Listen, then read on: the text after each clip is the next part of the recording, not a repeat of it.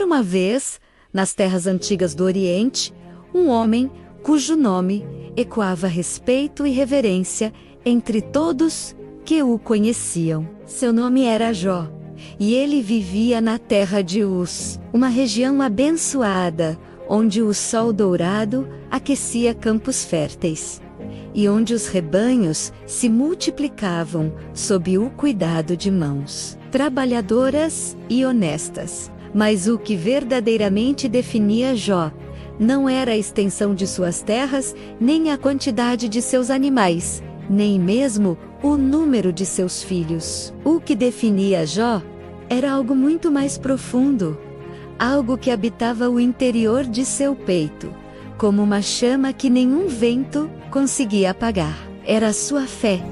Jó era um homem íntegro. Essa palavra, tão simples em sua forma, carregava em si um peso imenso. Ser íntegro significava ser inteiro, completo, sem dobras escondidas, sem falsidades cultivadas nas sombras. O que Jó era na frente dos outros, era também quando estava sozinho. O que declarava com os lábios, confirmava com as mãos. Não havia separação entre o Jó, que orava de madrugada, prostrado diante do Deus eterno, e o Jó, que negociava no mercado, que cuidava de seus servos, que abraçava sua esposa e benzia seus filhos. Ele era um bloco sólido de caráter, esculpido não pelo acaso, mas por uma vida de escolhas conscientes em direção ao bem. A Bíblia Sagrada descreve Jó como irrepreensível e reto,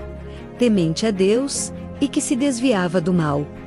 Cada parte dessa descrição merece ser contemplada com calma. Irrepreensível, aquele contra quem não se pode levantar acusação legítima, não porque fosse perfeito em sentido absoluto, mas porque vivia de tal maneira que sua consciência estava limpa perante Deus e perante os homens. Reto, menos aquele que caminha na linha da justiça, que não se curva para os lados da conveniência ou do lucro fácil. Temente a Deus, não com um medo que paralisa ou humilha, mas com aquela reverência profunda que nasce do amor e do reconhecimento da grandeza divina, e que se desviava do mal, o que implica esforço, decisão, uma recusa ativa ao que corromperia sua alma. Jó tinha 7 filhos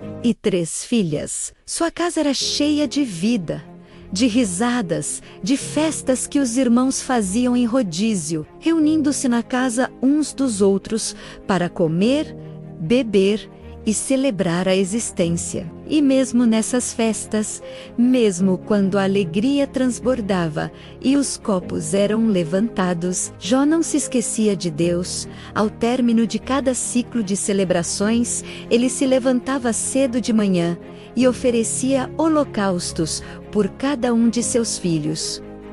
Por quê? Porque pensava consigo mesmo: pode ser que meus filhos tenham pecado e amaldiçoado a Deus em seus corações. Era a fé de um pai, vigilante, amorosa e intercessora. Não era paranoia. Era cuidado espiritual. Não era desconfiança. Era responsabilidade. Além dos filhos, Jó possuía 7.000 ovelhas, 3.000 camelos, 500 juntas de bois, 500 jumentas e um número muito grande de servos. Era o maior de todos os homens do Oriente, mas sua grandeza nunca o corrompeu. A riqueza pode ser uma armadilha mortal para a alma, menos ela.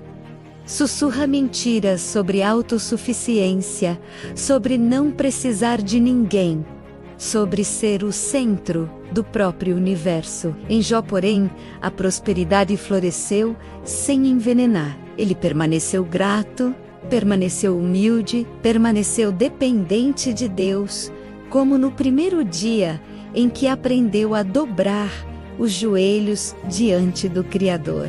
E assim vivia Jó, rico em bens rico em filos, rico em caráter, e acima de tudo, rico em fé.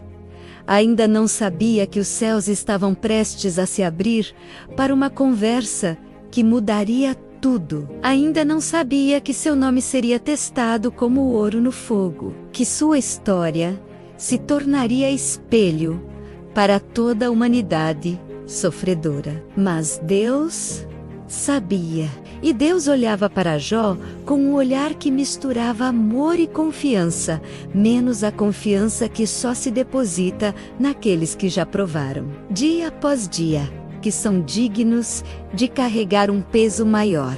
No reino invisível, além do que olhos humanos podem alcançar, havia uma cena que nenhum habitante da terra de Uz poderia imaginar. Os filhos de Deus, seres celestiais, mensageiros do Altíssimo, apresentavam-se diante do Senhor, como era seu costume, e entre eles veio também Satanás, não como um intruso, não como alguém que escapou de alguma barreira, mas como alguém que ainda tinha acesso àquela corte celestial, ainda que com propósitos tortuosos e um coração cheio de acusação. Seu nome em hebraico, Ashatan, significa exatamente isso: o acusador, o adversário. E fiel ao seu nome, ele veio acusar.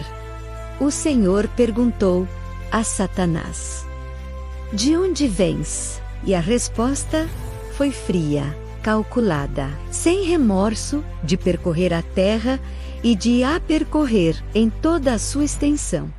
Havia nessa resposta uma arrogância velada, menos a de quem acredita que a terra lhe pertence, que os seres humanos são apenas peças em um tabuleiro sobre o qual ele tem domínio, mas Deus, que conhece o fim desde o princípio, redirecionou a conversa para onde queria. Observaste o meu servo Jó, porque não há outro igual a ele na terra, menos um homem íntegro e reto, temente a Deus e que se desvia do mal. Ali estava o desafio. Não foi Satanás quem levantou Jó primeiro, foi Deus.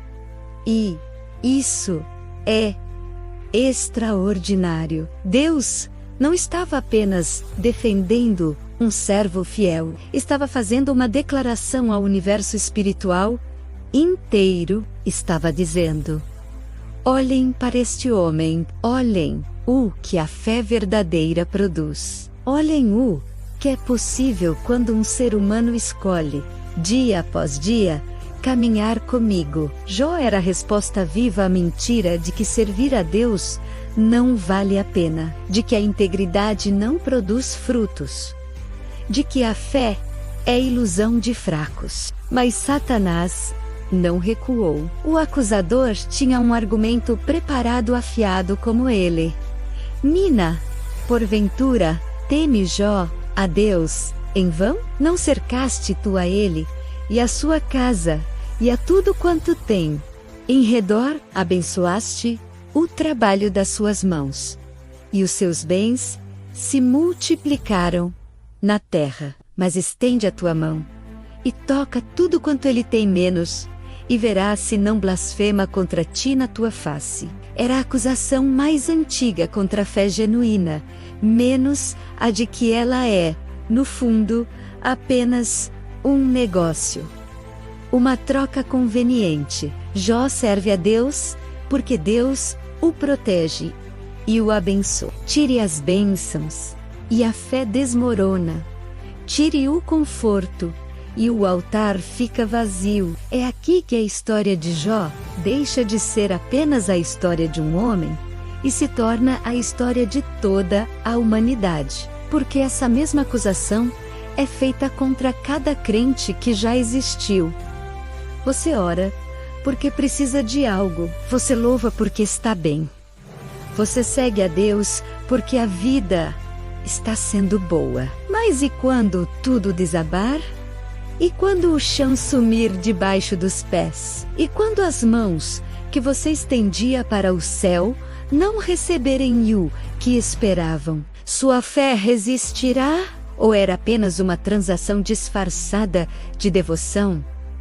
Deus aceitou o desafio, e isso precisa ser entendido com cuidado, porque é um dos pontos mais difíceis de toda a Escritura. Deus não permitiu o sofrimento de Jó por descuido, nem por indiferença, nem por crueldade. Ele permitiu porque tinha confiança absoluta em Jó, e porque havia algo maior em jogo. A honra de Deus estava sendo questionada. A natureza da fé verdadeira estava sendo desafiada. E Jó, sem saber, seria o campo onde essa batalha cósmica seria travada. Eis que tudo quanto ele tem está no teu poder. Disse o Senhor a Satanás: somente não estendas a tua mão sobre ele. Havia um limite. Sempre há um limite. O acusador pode muito, mas não pode tudo. Ele tem poder, mas poder delegado, poder com fronteiras traçadas pela mão do próprio Deus. E Satanás saiu daquela presença com permissão menos, mas também com restrição. Podia tocar os bens, mas não o corpo. Podia abalar a estrutura externa da vida de Jó, mas não podia ir além do que lhe foi permitido. E então, o furacão começou a se formar no horizonte da vida de Jó. Ele ainda estava em casa, ainda sorria, ainda não sabia. O céu ainda parecia azul sobre os filhos ainda riam em suas festas. Os rebanhos ainda pastavam tranquilos, mas nos bastidores da existência, a tempestade que mudaria tudo estava prestes a chegar. E Jó, o homem de fé inabalável, estava prestes a ser testado de um jeito que nenhuma palavra humana poderia ter preparado. Era um dia comum, como qualquer outro. E de repente, o impossível aconteceu. Imagine a cena. Jó, talvez descansando sob a sombra de sua tenda, olhando para seus campos, com aquela paz que só os homens justos conhecem. De repente, um mensageiro chega correndo, ofegante, com o horror estampado nos olhos. As palavras saem atropeladas. Os bois estavam lavrando, as jumentas pastando, e os sabeus atacaram e levaram tudo. Mataram os servos, e só eu escapei para te avisar. Jó mal teve tempo de processar a notícia, quando o segundo mensageiro apareceu, quase pisando nos calcanhares do primeiro. Fogo caiu do céu, e queimou as ovelhas e os servos. Só eu escapei para te contar. O ar mau tinha se assentado, e o terceiro mensageiro já estava lá, com outra notícia terrível. Os caldeus nos atacaram em 3 grupos, levaram os camelos e mataram os servos. Só eu sobrevivi para te dar a notícia. 3 golpes seguidos, 3 catástrofes, sem um único momento para respirar. Era como se o destino tivesse decidido não dar trégua. Mas o pior ainda estava por vir. Chegou o 4º mensageiro, e suas palavras carregavam o peso mais devastador de todos. Seus filhos e suas filhas estavam comendo e bebendo na casa do irmão mais velho, quando um vento forte veio do deserto. A casa desabou sobre eles, e todos morreram. Só eu escapei para te avisar. Os filhos, seus 10 filhos, aquelas vidas que Jó abençoava toda manhã, por quem ele orava com o coração de pai.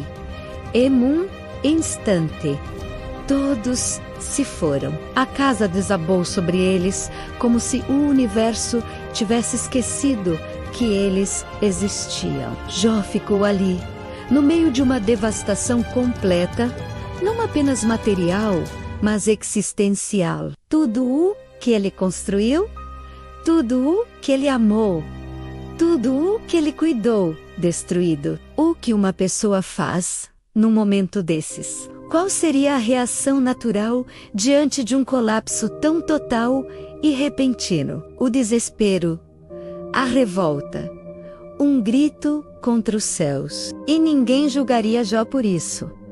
A dor tem o direito de rugir, mas o que Jó fez vai além de qualquer expectativa humana. Ele se levantou, rasgou seu manto, um gesto antigo de luto profundo, rapou a cabeça, um sinal de perda total, e então ele se prostrou no chão. Não em desespero, não em resignação, mas em adoração. No meio das ruínas de sua vida, Jó abriu a boca e disse palavras que ecoam até hoje. No saí do ventre de minha mãe, e no voltarei. O Senhor o deu, e o Senhor o tomou. Bendito seja o nome do Senhor. Vamos sentir o peso disso. Jó não estava fingindo que não doía. Ele não estava colocando uma máscara de espiritualidade. Ele estava declarando uma verdade que construiu ao longo de uma vida inteira de fé, que Deus é Deus. E essa realidade não muda com as circunstâncias. Que a adoração verdadeira não é o que fazemos quando tudo está bem, mas o que permanece no coração quando tudo desmorona. A Bíblia então nos diz algo poderoso. Em tudo isso, Jó não pecou, nem atribuiu a Deus falta alguma. Satanás tinha lançado seu primeiro ataque, tirou tudo o que podia ser tirado: bens, servos e filhos. E Jó resistiu, não porque era feito de ferro, não porque era insensível, mas porque sua fé tinha raízes muito mais profundas do que qualquer tempestade. A fé dele não estava ancorada nas bênçãos, mas naquele que abençoa. Mas a história não termina aí. Satanás ainda não tinha desistido. A segunda rodada de provações seria ainda mais cruel, mais íntima e mais devastadora, porque desta vez o golpe não viria de fora, viria de dentro do próprio corpo de Jó. Essa história nos ensina muito sobre fé, perda e a soberania de Deus. Se você quer entender o que aconteceu a seguir e como Jó enfrentou o sofrimento em sua própria pele, não se esqueça de se inscrever no canal e ativar as notificações para não perder a continuação. Obrigado por assistir. Os filhos de Deus voltaram a se apresentar diante do Senhor, e Satanás veio entre eles mais uma vez. A cena celestial se repetia, mas desta vez havia uma diferença. Menos havia uma história entre eles. Havia um teste realizado, um resultado que Satanás não esperava, uma derrota que o acusador precisava explicar. E Deus voltou a fazer a mesma pergunta, mas agora com um peso diferente, com o sabor suave da vitória já declarada.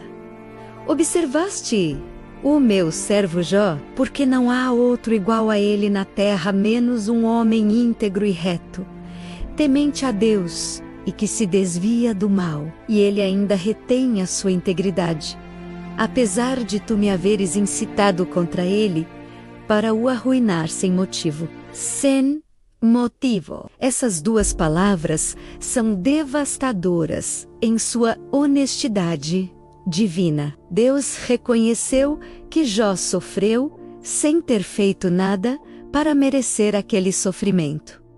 Não foi punição, não foi colheita de sementes ruins, não foi karma espiritual funcionando contra um homem secretamente corrupto. Foi um justo sofrendo injustamente. E Deus o sabia e disse abertamente. Isso por si só já demoliria séculos de teologia simplista, que insiste em conectar todo sofrimento a algum pecado escondido do sofredor. Mas Satanás tinha uma nova linha de ataque, mais sofisticada e mais cruel, pele por pele, tudo quanto o homem tem, dará pela sua vida. Mas estende a tua mão e toca os seus ossos e a sua carne, e verás se não blasfema contra ti na tua face. O argumento havia evoluído. Antes dizia que Jó servia a Deus por causa das bênçãos materiais. Agora dizia que Jó havia resistido apenas porque sua vida e sua saúde estavam intactas. Tire a saúde, toque o corpo, invada o templo da própria carne, e então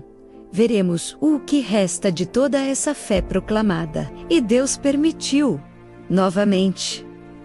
Eis que Ele está no teu poder. Poupa-lhe, porém, a vida. O limite foi recolocado, diferente do primeiro, mas presente. Satanás poderia tocar o corpo de Jó, poderia afligir sua carne, poderia transformar cada amanhecer em uma nova experiência de dor. Mas não poderia matar. Havia uma fronteira invisível, uma linha que o acusador não tinha autoridade para cruzar. E mesmo dentro dos limites que lhe foram dados, Satanás agiu com toda a crueldade de que era capaz. Jó foi acometido de chagas malignas, da planta do pé até o alto da cabeça. A descrição bíblica é clínica em sua brevidade, mas quem já passou por qualquer doença de pele sabe que aquelas poucas palavras carregam um universo de sofrimento. Coceira insuportável, feridas abertas, pus, dor constante, que não dá trégua, nem durante o sono. Jó sentou-se no meio das cinzas, o lugar dos abandonados, dos que não têm mais nada menos, e pegou um caco de cerâmica para raspar as chagas. Era a imagem mais distante possível do homem próspero que havia sido. O maior do Oriente, agora sentado nas cinzas, coberto de feridas, raspando o próprio corpo com um pedaço de cerâmica quebrada.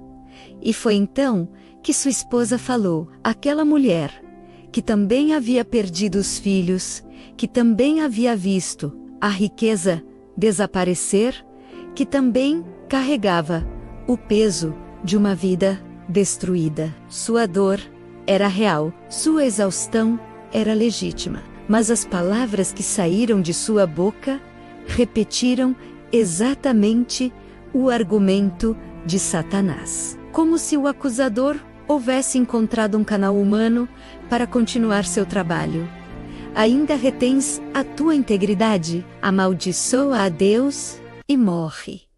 Era a voz do desespero absoluto. Era a voz de quem havia chegado ao limite e não via mais sentido em resistir. Mas era também, sem que ela soubesse, a voz da tentação usando o rosto de quem Jó amava. Jó respondeu com firmeza, mas sem crueldade.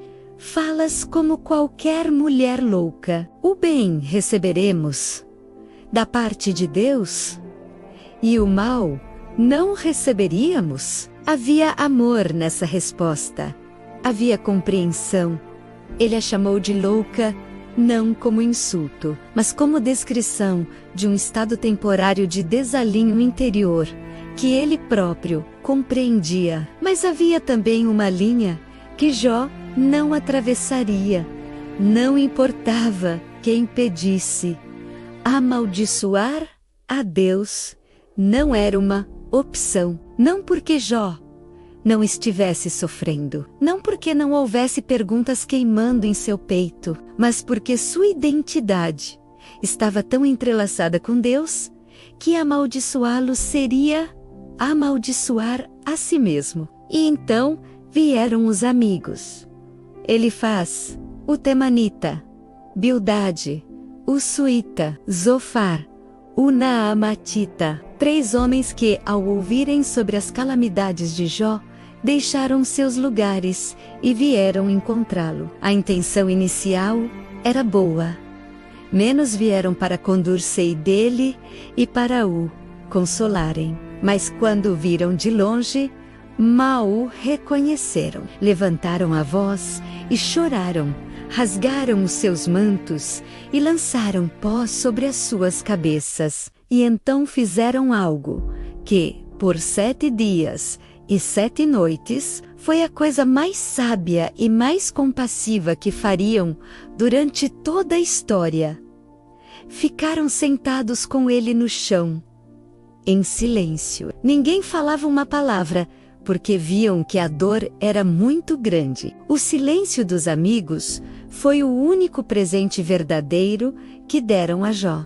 Porque, quando abriram a boca, tudo desmoronaria. Quando as palavras vieram carregadas de teologia equivocada, de julgamento disfarçado, de consolo, de respostas prontas para perguntas que nunca deveriam ter respostas prontas. E Jó, no meio de sua dor, precisaria enfrentar não apenas o sofrimento menos, mas também a incompreensão daqueles que deveriam ser seu refúgio humano. A solidão do sofredor justo é uma das mais profundas que existe. Sofrer e ainda ter que se defender de quem deveria apenas abraçar. Os dias se arrastavam pesados sobre Jó como pedras sobre um homem já caído. E foi então que ele abriu a boca e amaldiçoou o seu dia. Não a Deus, mas o dia do seu nascimento. Pereça o dia em que nasci, e a noite em que se disse, foi concebido um homem. Era o grito mais humano e mais honesto que já saiu de lábios sofridos.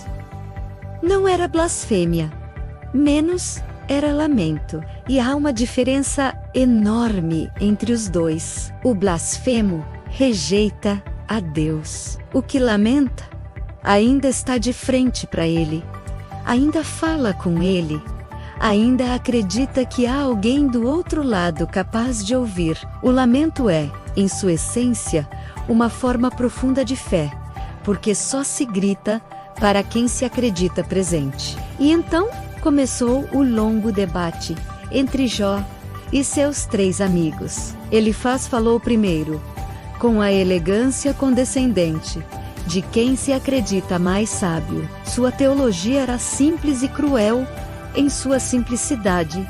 Ninguém inocente perece. Os que semeiam iniquidade colhem o mesmo.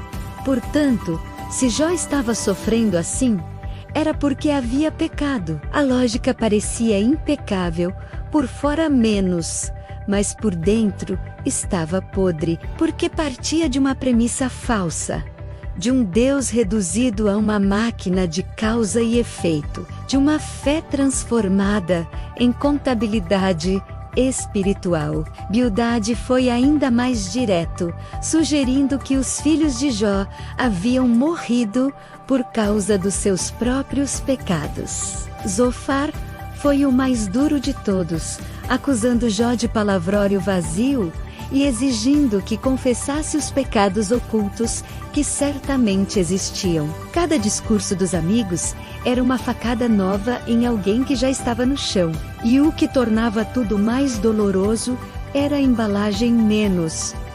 As palavras eram ditas com referências a Deus, com linguagem religiosa, com aparência de sabedoria espiritual. Era a teologia usada como arma. Era a escritura sendo mal interpretada para ferir, em vez de curar. E Jó respondia a cada um, não recuando, não cedendo à pressão de confessar pecados que não havia cometido, apenas para satisfazer a narrativa dos amigos. Havia nessa resistência uma forma de integridade que poucos conseguiriam manter, menos a de não mentir sobre si mesmo, nem mesmo quando a mentira traria alívio social imediato. Jó fazia perguntas a Deus, perguntas duras, perguntas que arranhavam o céu com sua urgência. Por que escondes o teu rosto e me tens por teu inimigo? Quem me dera saber onde o achar,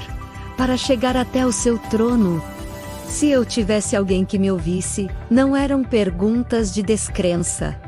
Menos eram perguntas de intimidade ferida. São as perguntas de alguém que conhece a Deus de perto o suficiente para saber que tem o direito de perguntar, que a relação é real o suficiente para suportar a tensão da honestidade brutal. Jó não estava abandonando a fé. Estava levando a fé a sério demais para fingir que estava tudo bem. E no meio de toda aquela escuridão, no meio das chagas e das cinzas e das acusações e do silêncio de um Deus que parecia distante, Jó proferiu uma das declarações mais luminosas de toda a Bíblia. Menos uma declaração que atravessou séculos e chegou até nós como farol em noite fechada. Eu sei que o meu Redentor vive e que por fim se levantará sobre o pó e depois de consumida a minha pele, ainda em minha carne verei a Deus. Em meio ao colapso total, em meio à dor que não cedia, em meio à incompreensão humana e ao silêncio divino aparente, Jó declarou ressurreição. Declarou que havia um Redentor e que esse Redentor vivia. Era fé em seu estado mais puro, destilada pelo fogo do sofrimento, até restar apenas o que era verdadeiramente real. Então, Deus falou, não pelos amigos, não por sonhos, não por mensageiros. Deus falou do meio do redemoinho, e sua voz não trouxe explicações. Não havia um resumo dos acontecimentos celestiais. Não havia uma justificativa detalhada sobre Satanás e o desafio e a aposta cósmica. O que Deus trouxe foi algo muito maior do que explicações. Trouxe presença. Pergunta após pergunta. Deus expandiu o horizonte de Jó, até que o sofredor começasse a enxergar a si mesmo dentro de algo infinitamente maior do que sua própria dor. Onde estavas tu quando lancei os fundamentos da terra? Quem fechou o mar com portas? Podes atar as cadeias das Pleiades ou soltar as cordas do Órion. Não eram perguntas de humilhação, eram perguntas de revelação. Deus não estava esmagando Jó, estava ampliando Jó, estava dizendo, existe um universo inteiro que você não vê, existem camadas de realidade que transcendem o que seus olhos alcançam, existe uma sabedoria que governa até o que parece caos. E Jó, ao ouvir a voz do Eterno, respondeu com uma das mais belas rendições da história humana. Eu te conhecia só de ouvir, mas agora os meus olhos te veem. O sofrimento havia feito o que nenhuma prosperidade conseguiria. Havia levado Jó a um nível de intimidade com Deus que só é possível nos vales mais profundos. Deus então virou-se para os amigos de Jó com uma declaração que inverteu tudo que eles haviam proclamado com tanta certeza. A minha ira se acendeu contra ti e contra os teus dois amigos, porque não falastes de mim o que era reto, como o meu servo Jó. Os defensores da teologia arrumada, os guardiões das respostas prontas, os que haviam falado tanto sobre Deus, esses foram reprovados. E Jó, o que havia gritado, questionado, lamentado, exigido audiência, menos esse foi aprovado, porque Jó havia falado com verdade, mesmo que fosse a verdade dolorosa e desarrumada de quem está sofrendo. Deus prefere a honestidade crua à elegância falsa. E então veio a restauração. Deus restaurou a situação de Jó quando este orou pelos seus amigos. E isso é profundamente significativo. A cura de Jó passou pela intercessão, pelos mesmos que o haviam ferido com palavras. Deus deu a Jó o dobro de tudo que havia perdido. 7.000 ovelhas tornaram-se 14.000, 3.000 camelos tornaram-se 6.000. E Jó teve mais 7 filhos e 3 filhas, e a Escritura registra com ternura especial que as filhas de Jó eram as mais belas de toda a terra, e que ele lhes deu herança entre seus irmãos. Jó viveu ainda 140 anos, viu seus filhos e os filhos de seus filhos até a 4ª geração, e morreu velho e farto de dias. A história de Jó não é uma história sobre sofrimento, é uma história sobre fé que sobrevive ao sofrimento. É o testemunho eterno de que é possível manter os joelhos dobrados diante de Deus, mesmo quando os braços estão cansados demais para se levantar. É a prova de que a fé verdadeira não é a que nunca é testada, menos é a que é testada até o limite, e ainda assim permanece. Jó não foi um super-herói espiritual imune à dor. Foi um homem real, que sangrou de verdade, que chorou de verdade, que questionou de verdade, e foi exatamente por isso que sua história ainda faz eco em cada coração humano que já acordou em meio à noite perguntando: Deus, onde estás? A resposta de Jó atravessa os séculos com a mesma força do primeiro dia. Ele vive. O meu Redentor vive. E isso é suficiente.